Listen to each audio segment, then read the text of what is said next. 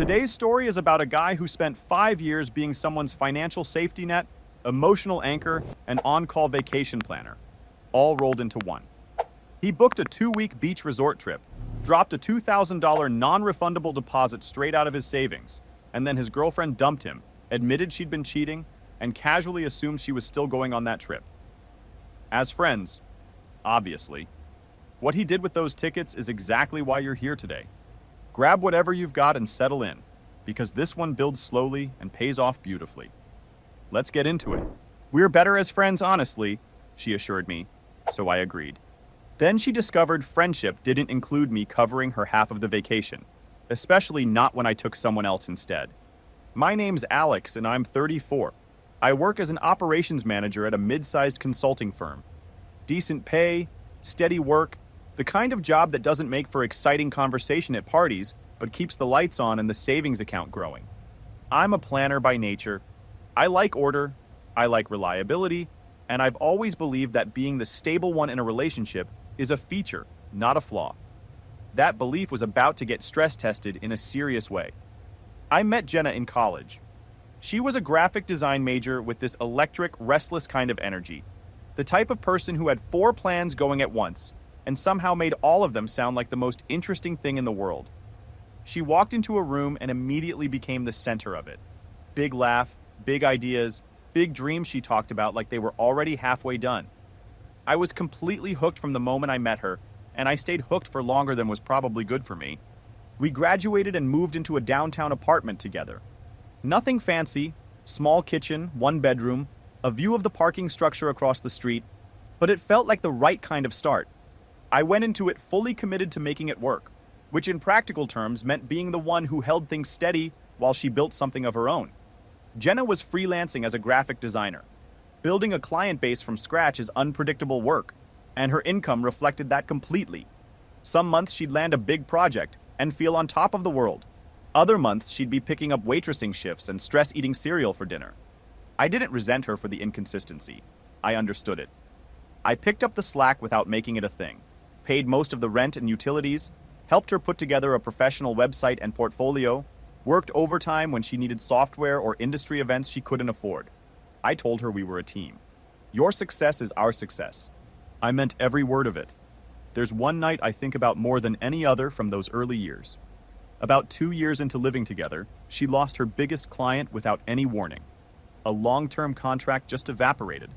Bills were stacking, and she had nothing lined up.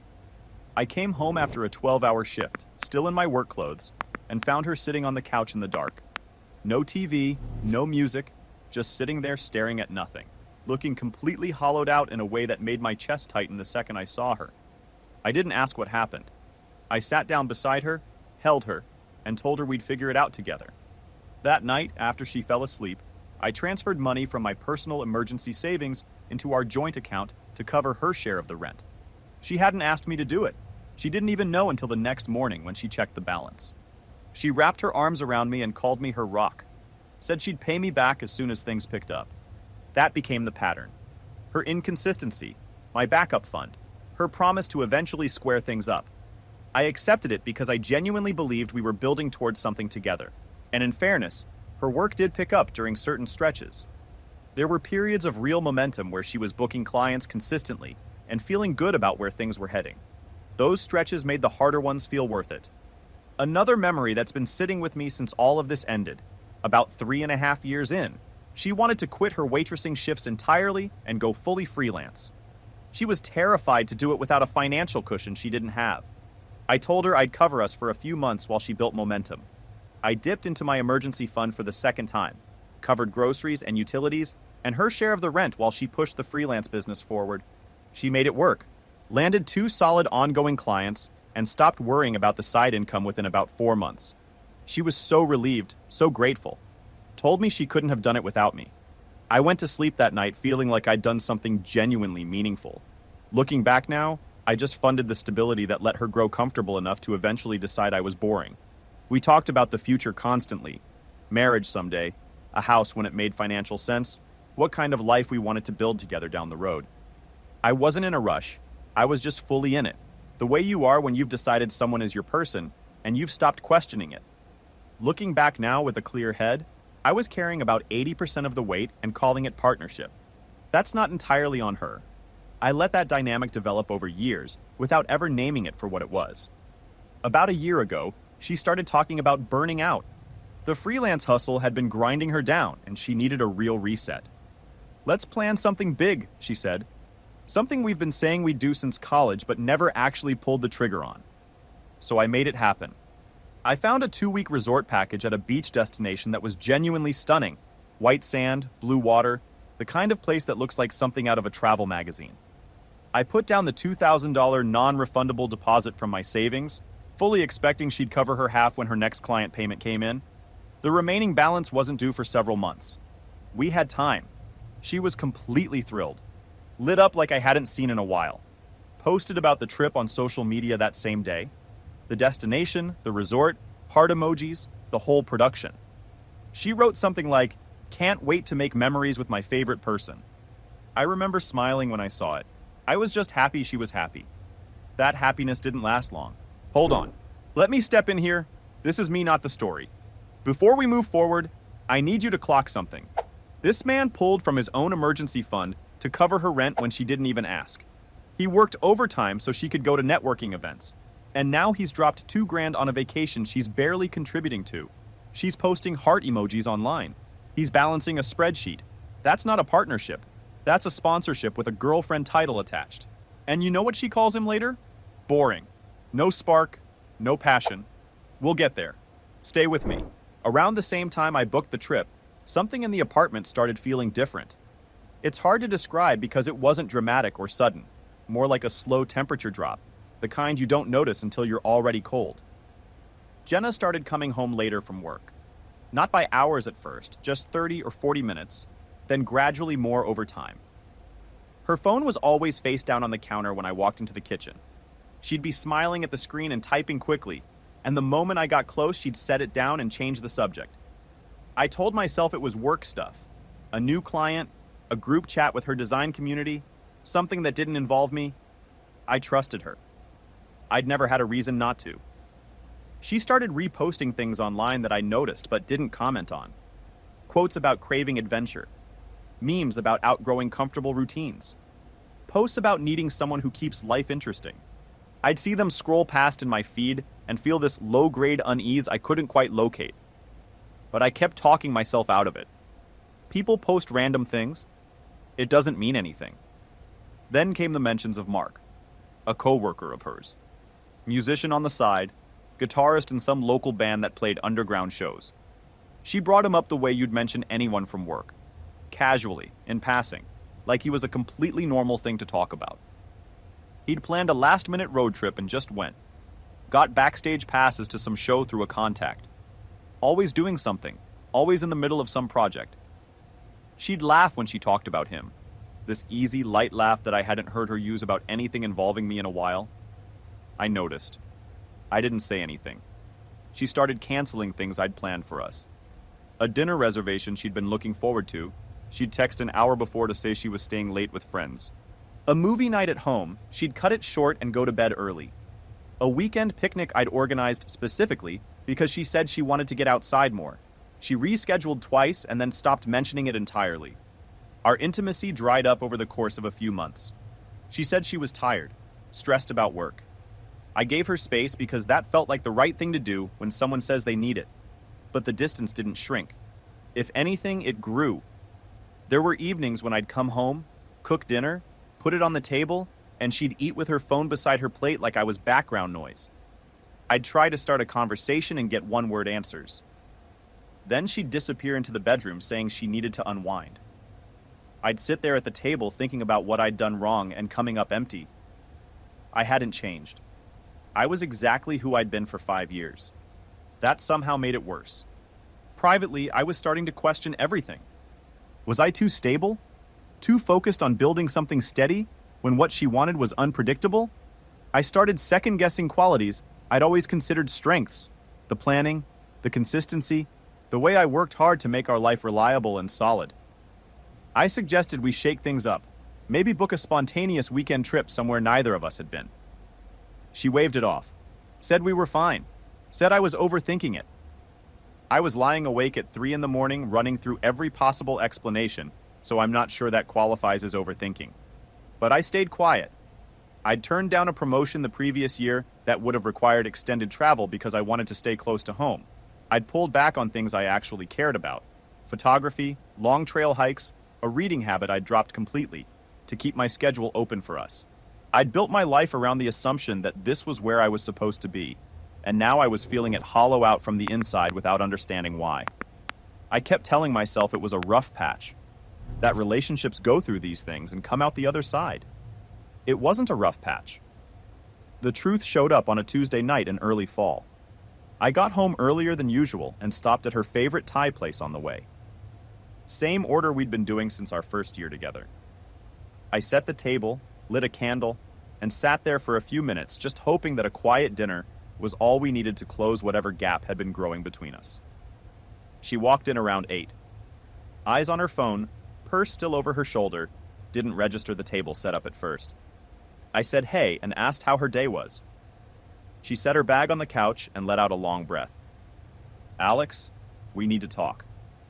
I know what those words sound like when someone says them a certain way. My stomach dropped. I nodded and sat down. She paced for a moment, arms crossing and uncrossing, not making eye contact. Then she stopped, looked at me, and told me she'd been doing a lot of thinking about us. That she loved me but thought we were better as friends. That we'd grown apart, that she was craving something different, someone who could push her outside her comfort zone. I asked her calmly if there was someone else. She paused just long enough to answer before she opened her mouth. Then she nodded. Mark from work. They'd been spending time together, she said. Nothing serious yet, but he understood her in a way I didn't. He was spontaneous, always planning something, always alive. With me, she said, it was just work, home, repeat, same routine. She needed more than that. I pointed out that I had literally just booked a 2-week vacation specifically to break out of that routine. She rolled her eyes, said it wasn't really cheating because we'd basically been roommates for months anyway. Said she'd been hinting through those posts and I should have picked up on it sooner. Said I was too logical, too structured, too focused on planning and stability to ever make her feel truly excited. Mark had taken her to an underground show the previous weekend and it was incredible. I would have hated it. Too loud, too unplanned. She laughed a little when she said that. She reminded me of the one time I said skydiving sounded too risky. Said that was me, always playing it safe. Said she deserved someone who matched her energy. I sat there and let her keep going for a minute because at that point I was more curious than hurt. The full picture was assembling itself in real time. She went on about how Mark never overthought things, never needed a plan, never had a 5-step process for everything, which was apparently how she'd come to describe my general approach to life. She said she felt like she'd been living in a color-by-numbers painting for 2 years, when what she wanted was something raw and unpredictable. She actually said color by numbers. I remember that specifically because the irony of it hit me a few days later. She'd spent the last 2 years posting carefully curated couple content on social media, complete with matching aesthetics and thoughtful captions. And now spontaneity was the brand she was trying on. I leaned back and took it all in. The betrayal was one thing. The way she was framing it, like my reliability was the reason she cheated, like being dependable was a character flaw she'd been patiently enduring. That part cut differently. She wasn't just ending the relationship, she was rewriting 5 years of it in the span of 10 minutes. She said we could stay friends. We had history, didn't have to make it messy, could still grab coffee here and there. And then, and I want you to really absorb this next part, she said we should still go on the vacation together, as friends. Said it would be awkward to cancel at this point. Said she'd pay me back her half eventually. I sat there looking at her for a long moment. Then I said, okay. She blinked. Like she expected me to fall apart, or argue, or beg her to reconsider. When I just sat there calm and said okay, she actually commented on it. Said this was exactly why things wouldn't work between us. No emotion, no fight. Mark would have argued because he actually cared. I told her I cared. I just wasn't going to beg. I got up and went to the bedroom and packed an overnight bag. When I walked back through the living room with my duffel and my keys, she was standing in the hallway with her arms crossed, almost looking disappointed that I wasn't going to give her a scene. She asked if I was really just leaving like that. I told her friends don't live together, grabbed my keys, and walked out. She stood in the hallway. The door closed behind me. I drove to my buddy Nate's place and crashed on his couch. Pause for a second, because I need to talk about what just happened. She cheated, told him to his face, explained in detail that it was because he was boring, and a guy named Mark made her feel alive, and then asked if she could still go on the vacation he paid for, as friends. And his response was to say, okay, pack one bag, and walk out without raising his voice. No begging, no blow-up, no speech at the door. She stood in that hallway waiting for a scene and got complete silence. That composure is rarer than people think, and 100 times more effective than yelling. Keep going. It gets better. That first night at Nate's was rough. He had a pull-out couch that was about 3 inches too short for my legs, and I lay there staring at the ceiling replaying 5 years in a loop. Not just the conversation, all of it. The emergency fund transfers, the overtime shifts, the promotion I passed on, the photography gear sitting in a bag I hadn't touched in 2 years, the trail hikes I'd put off indefinitely, everything I'd quietly arranged around making our life work, stacked up in my head at once while I stared at a water stain and tried to process the fact that none of it had mattered in the end. She'd traded 5 years of that for a guy who took her to a loud show and called it spontaneous. But I didn't text her, didn't call, just let it sit. The unfairness was the hardest part to move through. She cheated, admitted it straight to my face, reframed the whole thing so I looked like the cause of it, and then asked about the vacation deposit in the same conversation.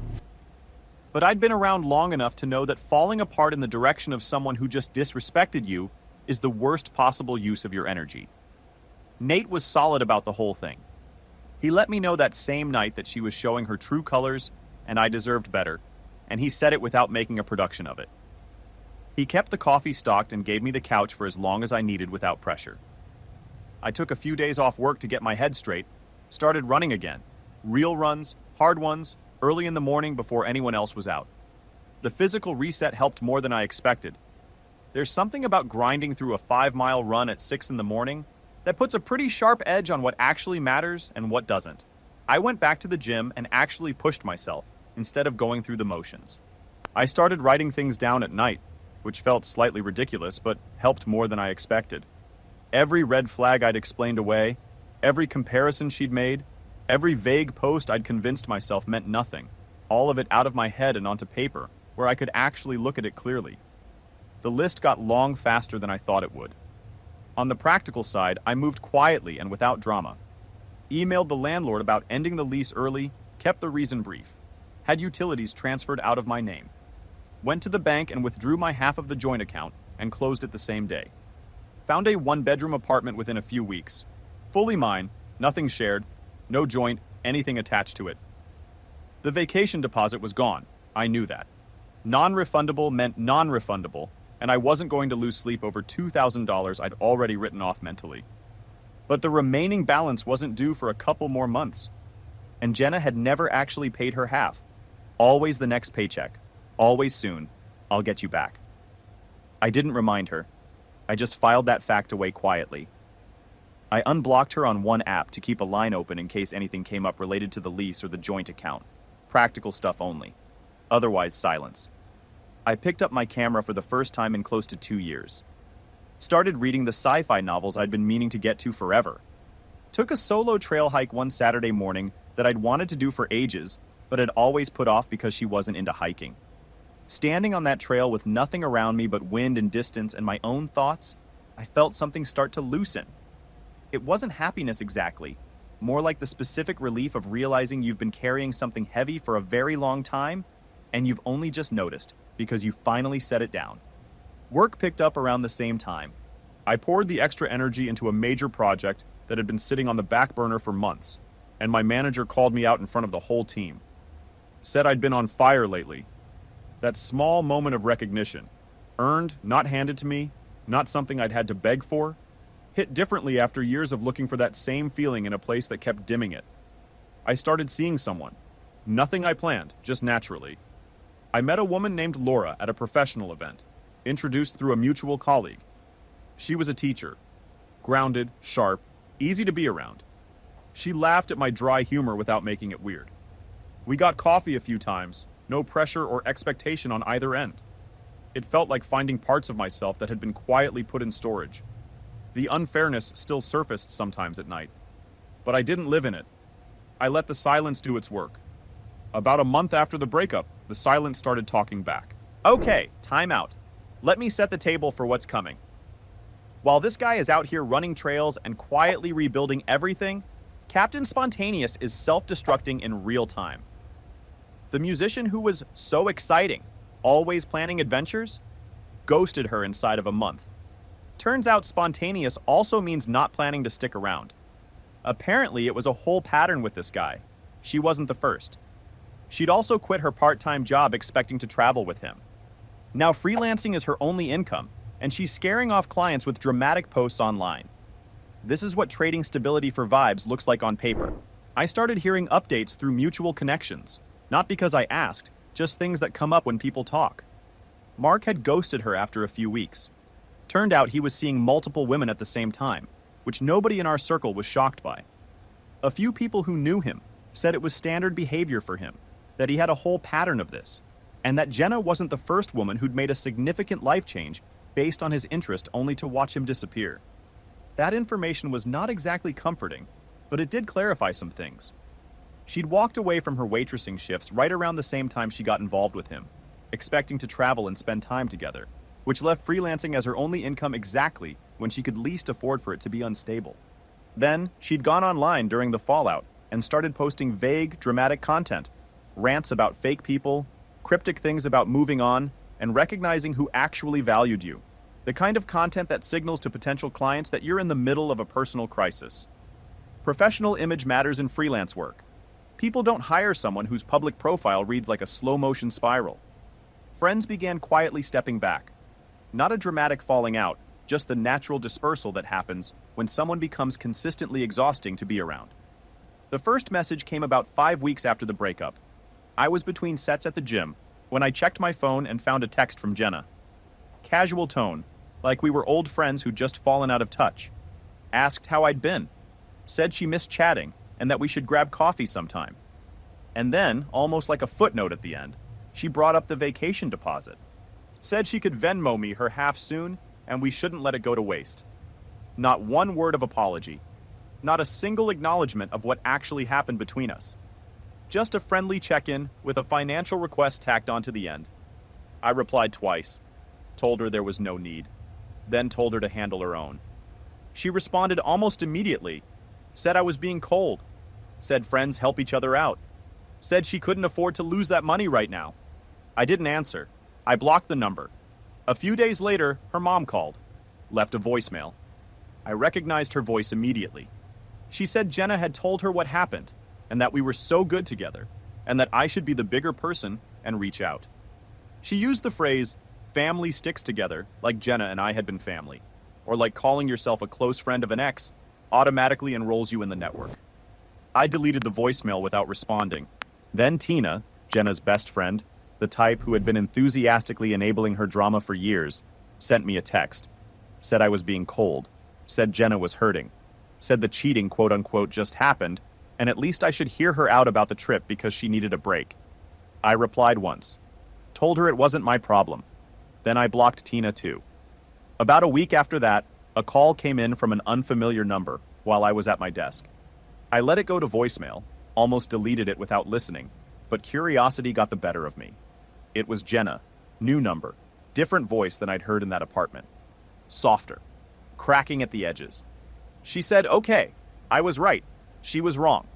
Mark had turned out to be a jerk who used her and disappeared. She was sorry for how she'd ended things. She said she missed me. And then, in almost the same breath, she mentioned she was 3 weeks behind on rent and that freelancing wasn't paying, and she asked if I could help her out, as a friend. She'd pay me back. Promise. I didn't call back. Then she came to my office. I was heading out for lunch, stepping off the elevator, when I saw her standing in the lobby. She looked completely different from the confident, slightly smug woman who'd laughed at the Thai food going cold on the table. Frazzled. Tired in a way that sat in her face. Her hair wasn't done, her eyes were puffy, and she was watching the elevator bank like she wasn't sure what she was going to say the second she saw me. She rushed toward me the moment I walked out. I stopped, kept my face neutral and my voice flat, asked her what was going on. She said she was sorry. For all of it. The cheating. The way she'd handled the conversation. The things she'd said. Mark had turned out to be volatile. Things got bad before they ended. And now she was alone, broke, behind on rent. The friends she'd been venting to online had quietly stopped picking up. She looked at me like she was putting something together for the first time, and said I was always the one who actually showed up. She asked if we could try again, or at minimum, if she could come to me as a real friend when she needed support. I told her I was genuinely sorry about what happened with Mark. Then I told her the chapter was closed. Her expression shifted. The softness folded back, and something sharper moved in underneath it. She straightened up and said I owed her. After all those years she'd put up with my boring routine, she said. After sticking around that long, the least I could do was cover her half of the trip. There it was. I said friends don't cheat and then demand money. She snapped, called me petty, said Mark was right, I was spineless. No wonder she left. I turned around and said goodbye. She raised her voice, told me I'd regret this, told me I was throwing away the best thing that ever happened to me. Security walked her out while I went back upstairs, heated up my lunch at the office microwave, and ate at my desk in complete peace. That encounter had the strange effect of closing something off inside me that had still been slightly open. Up until that moment, there had been a small part of me, the part that spent 5 years believing in her, the part that sat next to her in the dark when she lost her biggest client, that had been waiting for a version of her that was genuinely sorry. The office visit made it clear that version wasn't coming. She wasn't there to apologize. She was there because her backup plan had failed, and I was the next option on the list. Once I saw that clearly, there was nothing left to feel conflicted about. Wait, let me make sure this lands properly. She walked into his workplace, a building she knew because she'd been there during better times, showed up unannounced with a carefully arranged sob story, and the second he didn't reach for his wallet, she pivoted straight to, "You owe me for tolerating your boring routine." That's not remorse. That's a vending machine that ran out of product and started kicking you. The audacity of framing 5 years of being financially supported as a hardship she nobly endured. And this man stood there, said goodbye, went back upstairs, and ate lunch. Absolutely no notes. Carry on. The remaining vacation balance came due about 2 months after that. I paid it in full. For 2 people. Just not the 2 people it was originally booked for. By then, Laura and I had developed into something real. Not just occasional coffee, actual time together. Weekend hikes where neither of us checked our phones, long dinners that ran late, conversations that didn't have any hidden edges or subtle digs buried underneath them. She was easy to be around in a way I'd honestly forgotten was possible. She thought my planning instinct was useful, not a personality defect. She appreciated that I followed through on things. She had her own life, her own goals, her own sense of direction. And she wasn't looking for someone to prop her up financially or emotionally. She just wanted good company. When I brought up the trip one evening, told her the whole backstory, what it was originally supposed to be and what it had turned into, she just listened without making it a production. No drama, no overthinking it. When I asked if she wanted to come, she smiled. She said she'd love that. No conditions, no negotiation. No, I'll get you back eventually. Just straightforward excitement about going somewhere beautiful with someone she actually wanted to spend time with. We booked the flights, packed the bags, started counting down the days. The final scene played out at the airport on the morning we left. We were early, bags checked, coffees in hand, working our way toward the gate. I spotted Jenna before she saw me.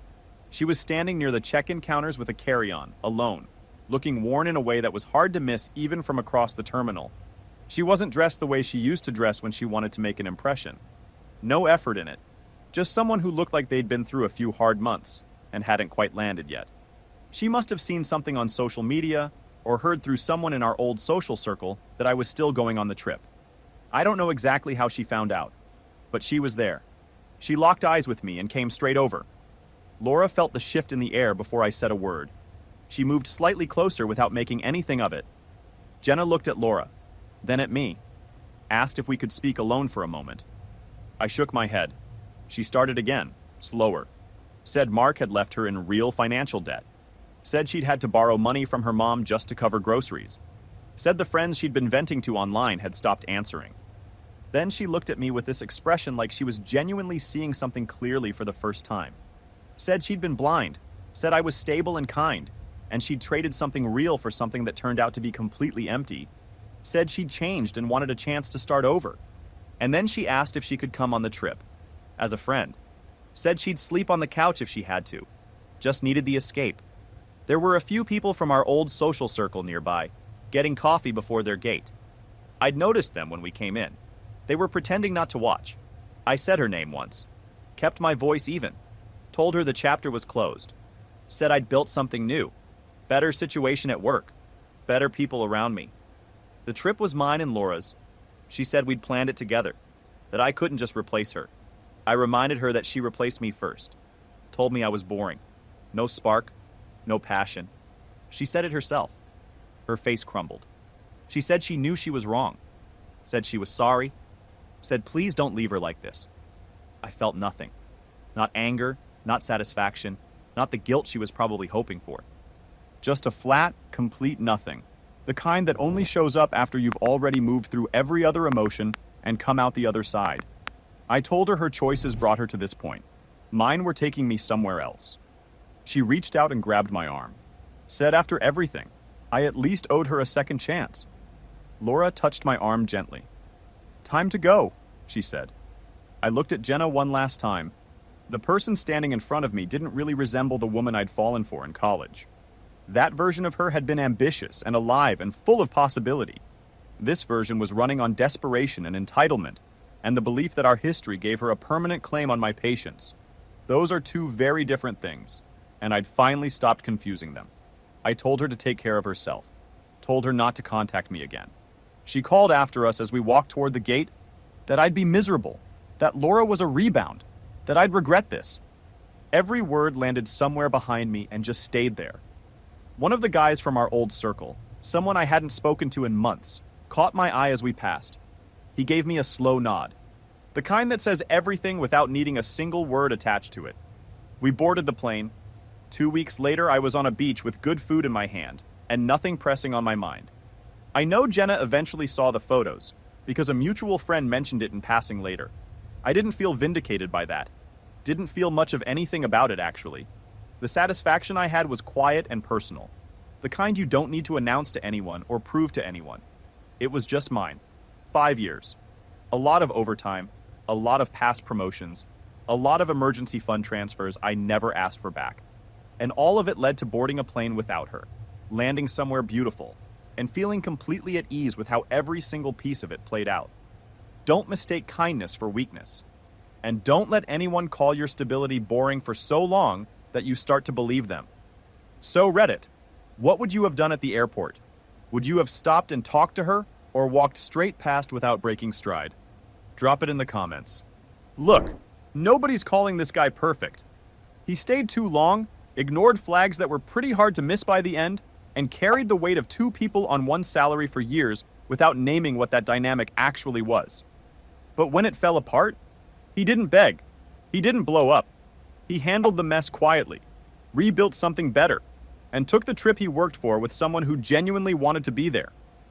That's not revenge. That's just what happens when you stop explaining yourself to people who already decided you're boring. Drop your take in the comments and subscribe if you're not already here. The next story's worth showing up for.